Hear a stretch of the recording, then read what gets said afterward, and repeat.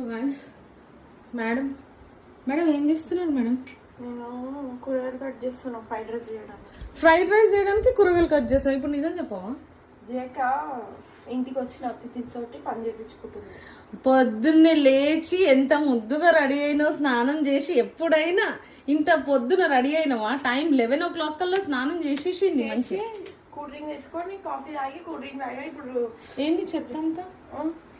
కూరగాయలు కట్ చేస్తున్నా, పని మనిషి కదా నేను. ఇంత పొద్దున ఎందుకు లేచి వైపు నవీన్ తిడతాడా? అన్న వాళ్ళ ఇంటికి వచ్చినప్పుడు పొద్దున లేవాలి ఆడపరచు. ఇప్పుడు నేను లేవాలనుకో మళ్ళీ నువ్వు కూడా లేవనంటావు. అంత సీన్ లేదమ్మా. నేను పొద్దున్నే లేచి బొట్టు పెట్టుకున్నా, తులసి చెట్టుకు పూజ చేసినా లేదా? చూడండి, తులసి చెట్టుకు పూజ చేసినావా లేదా? ఫస్ట్ నాడు తులసి చెట్టుకు నేను ఎప్పుడు పూజ చేయను.